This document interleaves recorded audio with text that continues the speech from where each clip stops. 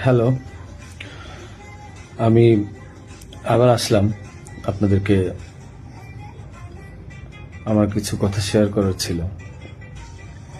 আমি ফেসবুকে ভিডিও দেওয়ার পর দেখলাম যে অনেকেই অনেক প্রশ্ন করছেন, নানা ধরনের মন্তব্য করছেন, আমার কথা হয়তো বিশ্বাস করছেন না।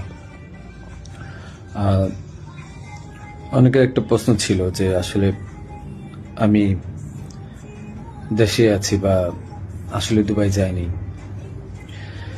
আমি একটু খুলেই বলি, কারণ এই 15-20 দিন পরে যেহেতু আমি বলছি, আমি দুবাইয়ের শারজাতে আছি। এখন আমি দুবাই আসলাম কিভাবে সেটাও বলি। আমার একটা ক্লোজ ছোট ভাই আছে, খুব কাছের। তার নাম হচ্ছে কাউসার মোল্লা, তার বাবার নাম হচ্ছে ইয়াসিন মোল্লা। তো এই কাউসার মোল্লা আমার খুবই ভালো একটা ছোট ভাই, সে আমাকে সবসময় হেল্প করে। তার ওখানে আমি ছিলাম এক রাত। এক রাত ছিলাম, কারণ ওখানে থাকার পিছনে কারণ হচ্ছে মানে তার সাথে আবার আমাদের যে র্যাব 2 সেখানে খুবই ভালো সম্পর্ক। তার ওখানের একটা এএসআই আছে তুষার নাম, তার সাথে খুব ভালো সম্পর্ক থাকার কারণে সে কিন্তু প্রথম আমাকে ফোন দিয়ে জানায় যে ভাই এই ঝামেলা হয়েছে, আপনি জানতে পারছি, আপনি আমার বাসায় আসেন, এরপরে আমি আপনাকে দেশের বাইরে পাঠানোর ব্যবস্থা করব। তো আমি পরে বুঝতে পারিনি, পরে ফেসবুকে দেখলাম, দেখার পরে সে আমাকে লিঙ্ক দিল, দেখার পরে আমি তার ওখানে চলে যাই এবং এক রাত তার ওখানে ছিলাম। তার বাবা ইয়াসিন মোল্লা মোটামুটি পাওয়ারফুল লোক, আর টাকা পয়সা আছে অনেক। তো এই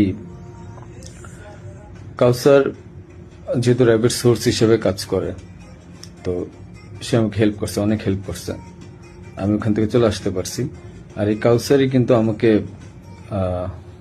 হাদির সাথে পরিচয় করে দিছিল। আমার কাজের জন্য কাউসার মোল্লা আমাকে হাদির সাথে পরিচয় করায় দেয়। আমি তার নামটা কেন বললাম, কারণ আমার তাকে সন্দেহ হয়েছে।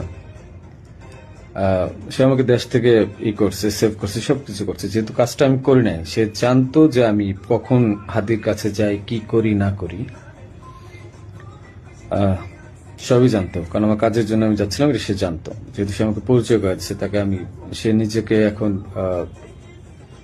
ওই নাহিদ সার্জিস, তারপর আপনার হাদি, এদের খুব ক্লোজ আমাকে বলছিল। সেই বিদায় আমি তাকে বারবার বলছিলাম যে আমাকে তাহলে একটু পরিচয় করায় দেন আমার কাজটার জন্য, আমার কাজটা তো এখন দরকার।